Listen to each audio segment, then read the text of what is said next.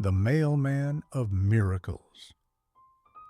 He delivered hope to everyone his whole life, but the last letter he delivered was addressed to himself.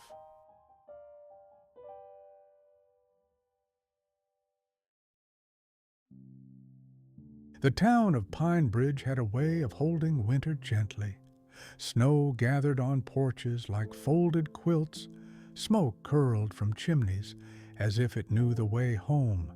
And every morning, no matter the weather, Mr. Arthur Bell walked his route with the steady dignity of a metronome. He had been the town's postman for 42 years. He knew the weight of a college acceptance envelope without reading the return address.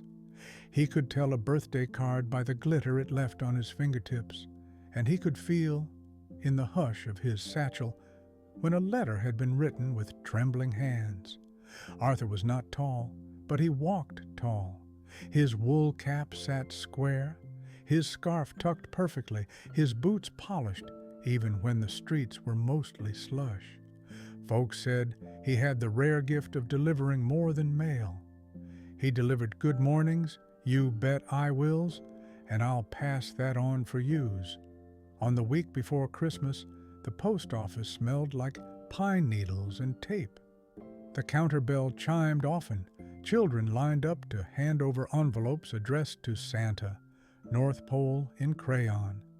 Arthur took each one with a solemn nod, as if entrusted with the crown jewels. "Do you think he'll read mine?" one small boy asked, eyes wide. Arthur bent low. "I know he will," he said, and he meant it. That evening, after the last package was sorted and the last stamp smoothed, Arthur remained at the sorting table. He rubbed his thumb along the edge of a stack of envelopes and listened to the winter wind drum softly at the windows. The building grew quiet around him, the way old places do at closing time, settling, remembering, resting. He straightened his cap, reached for the final mail tub and paused. At the very bottom, a single letter lay by itself. No stamp, no return address, just his name in a careful hand he hadn't seen in 30 years. Mr. Arthur Bell, for Christmas. His heart startled in his chest, the way a bird does when a curtain is pulled too quickly. He lifted the envelope as if it might shatter. The paper was thick, the ink dark and steady, the handwriting familiar enough to make the room tilt. "Betsy," he breathed. The name flickered through him like a remembered song. The heart's winter, what was left unsaid. Once, a lifetime ago, Arthur had been engaged to Betsy Howell. She was all bright scarves and summer lemonade, the sort of woman who believed in front porches and good neighbors and writing letters even when a phone would do. But life isn't a straight street. Arthur's father fell ill, money grew tight, and the opportunity that would have taken Arthur and Betsy to a city job was a door he chose not to open. He stayed, she waited, and then, quietly, they began to live different futures. Betsy moved 2 towns over to care for her aunt, and in time, married a kind man who taught music at the high school. Arthur stayed with the mail, finding that carrying other people's words gave him peace he couldn't have named then. They never fought. They simply drifted. But drifting doesn't always mean forgetting. Arthur turned the envelope over in his hands. The seal was intact, a small circle of red wax pressed with a holly sprig. On the flap, in tiny letters, it read, "For when the snow is honest." He set it on the desk, then stood, then sat again. He could open it now. He could open it at home. He could pretend he'd never seen it. Instead, he slid it into the inside pocket of his coat, where he kept the things he absolutely could not lose. Outside, the first real flakes of the evening began to fall. The spark of wonder. A strange sort of letter. Arthur didn't open the letter that night. He made soup. He listened to the radio. He fed the neighborhood stray, a tabby with a notched ear that everyone called Captain. He folded his scarf on the chair, back the way he always did, but the envelope sat on the table like a soft knock that wouldn't stop. He dreamed of mailbags, of letters spilling like leaves, of snow falling in slow motion, of a red wax seal that warmed under his thumb. In the morning, the town woke to a clean, bright hush. Pine Bridge wore white like it had been made for the color. Arthur brewed coffee, put on his coat, and tucked the letter into his pocket as if it belonged there as much as his house key. He told himself he would open it after his route. And then something curious happened. The first mailbox on Maple Lane, the old green one that stuck in the cold, opened with ease. Inside, among catalogs and ads, sat a small white envelope addressed in the same careful hand, to Mrs. Ramirez, for courage, today. On the next street he found another, to Mr. Lynn, for patience, 9 a.m., and another, to the little girl with the red hat, for joy, open now. Arthur stood very still, breath puffing in clouds. The envelopes weren't stamped, they weren't postmarked, but they had that Betsy hand, tidy, dignified, like music on a page. He looked up and down the quiet street. Snow whispered against the trees. "Well now," he murmured to no one, "this is new." He didn't question what to do. He delivered them. At Mrs. Ramirez's door, he tucked the envelope gently into her box. She had been alone since spring and wore courage like a coat a size too big. At Mr. Lynn's, he placed the letter under the brass slot exactly at 8:59, because time, like kindness, prefers precision. Then he turned the corner and saw the little girl with the red hat, Maya, struggling with a snowman whose head kept sliding off. He knelt, offered the envelope, and said, "A special delivery." She tore it open and read aloud, "Your laugh is a bell, let it ring." She laughed then, bright and real, and the snowman decided to behave. Arthur walked on, the snow deepening, the route familiar, and suddenly brand new. At nearly every third house, there was an unstamped letter, each with a simple instruction, each in Betsy's hand. He delivered them all, and at each house, a small thing shifted. Mrs. Ramirez answered a phone call she had been avoiding and said yes to visiting her sister. Mr. Lynn, who owned the bakery, put a "Be back at 10:30" sign on the door and took his time kneading dough like a prayer. Two brothers fighting over a sled found a note addressed to both of you for sharing, and somehow the hill outside the school had room for two. By noon, Pine Bridge felt lighter, as if someone had cracked a window in a stuffy room. Arthur's pocket grew warmer against his chest. The gift within, the letter to himself. He finished the route early, though he couldn't say how.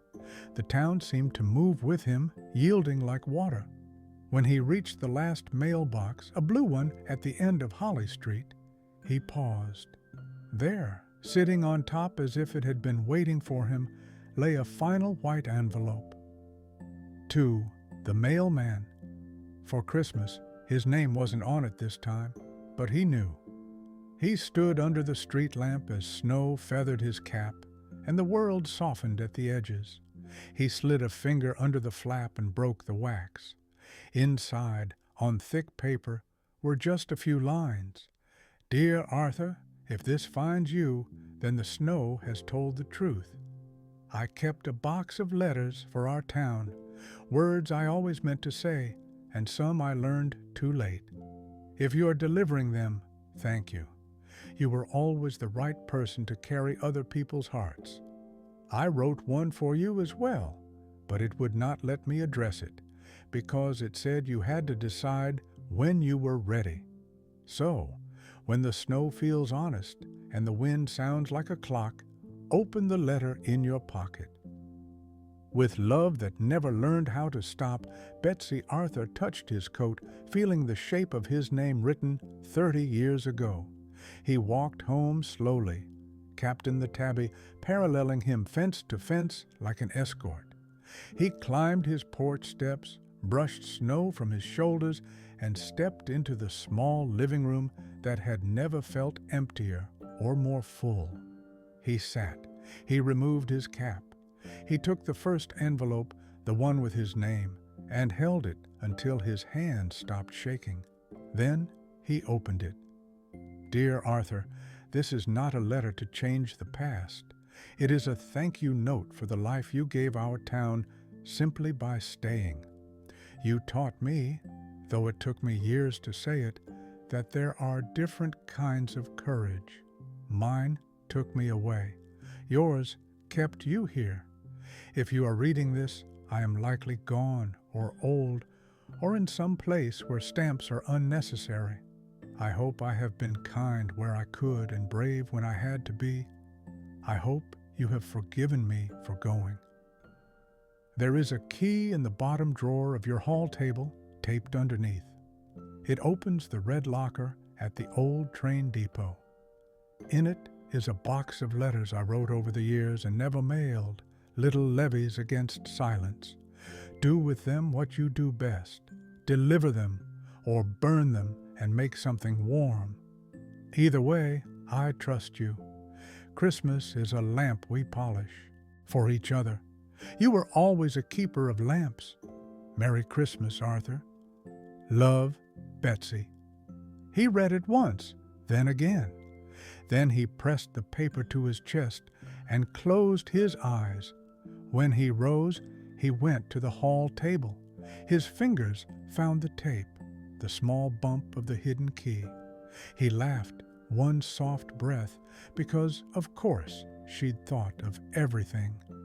Snow squeaked under his boots as he crossed town to the depot. The station had been a museum of sorts since the line closed, but the lockers remained, the paint on them chipped and earnest. The red one waited like an old friend, trying not to look too eager. The key turned with a click that felt like a page turning. Inside lay a wooden box tied with twine, a sprig of holly tucked beneath the knot. On top, a card. For Pine Bridge, please deliver with care. Arthur lifted the lid. Neatly bundled stacks of letters, each labeled in Betsy's hand. To the teacher who stayed late, to the man who sings at the stoplight, to the girl who thinks she's invisible, to the woman in the yellow house, I see you're brave. There were dozens, maybe 100, maybe more. Arthur swallowed hard. Then he smiled. Right, he said to the empty station. Let's go to work. The Whisper of Christmas. A town opens its mail. He didn't do it alone. The next morning he showed the postmaster, June Patel, the box. She listened, eyes shining, and said, "Well, if this isn't the best kind of misaddressed miracle." They gathered a small crew, June, 2 high school seniors who needed volunteer hours, Mr. Lynn from the bakery, who insisted miracles go best with bread, and Maya in her red hat, because joy is a qualification that does not require age. They sorted and delivered as the snow fell in that patient, blessing way. At each door, a letter found a hand. At each kitchen table, a piece of paper carried a soft revolution. The teacher cried quietly over the staff sink, then went back to her students and told them she was proud in a voice that made everyone sit taller. The man at the stoplight sang louder, and strangers rolled down their windows to harmonize. The girl who thought she was invisible taped her letter above her desk and, the next morning, raised her hand twice. Word moved through Pine Bridge like the warm part of a wind.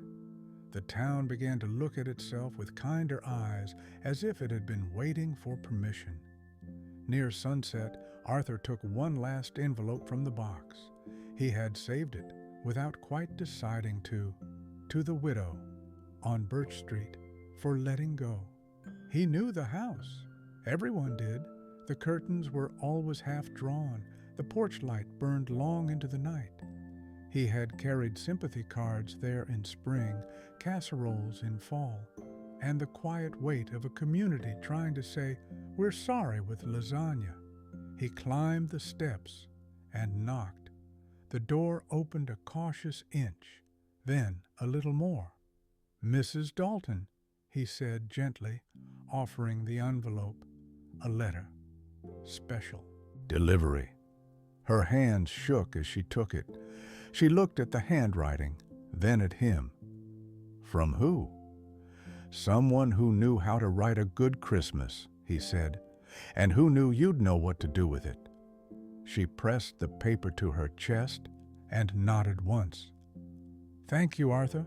He tipped his cap. "Merry Christmas, ma'am." When he turned to go, the porch light seemed brighter. He returned to the depot to find the box empty and the little crew waiting with cocoa in paper cups. June patted the lid. "All delivered." Maya tugged his sleeve. "Did you get one?" Arthur smiled. "I did." "Did it work?" she asked, in the simple, brave way children ask the best questions. He considered. Snow ticked against the depot windows like a gentle clock. Somewhere, a choir practiced a carol he knew by heart. He felt the weight of the letter in his pocket, the warmth of the town in his bones. "Yes," he said, "it worked." They walked out together into the blue hour, the moment between day and night when the world decides to glow. The street lamps flickered on, and Pine Bridge looked like a postcard that had learned to breathe. Arthur took the long way home. He passed the Howell house, not Betsy's, not anymore, but the house where her mother's rose bush still slept under burlap and snow. He tipped his cap to no one in particular and kept walking. At his porch, Captain the Tabby sat like a doorman. Arthur opened the door wide. "Come in, then," he said. "Suppose we both earned a warm place." Inside, he set the kettle on, lit the small tree in the corner, and placed Betsy's letter back in its envelope as carefully as a photograph returned to a frame. He tucked it in the mantle's garland, where it could watch over the room the way good words do. He poured tea, held the cup in both hands, and let the steam fog his glasses. Outside, the snow kept telling its patient story. Somewhere in town, a teacher wrote kinder notes. A baker closed early on purpose. A widow slept with the porch light off for the first time in months. Arthur lifted his cup in a small toast to the quiet, to the mailbox lids that didn't stick to day, to the way a name in familiar handwriting can warm a room. "Thank you, Bets," he said softly. The clock in the hall ticked toward midnight, each second a soft footstep. The house listened, the town rested, and the postman, keeper of lamps, deliverer of hearts, sat in the glow and felt something loosen and settle all at once. And that's how Christmas found its way into another heart.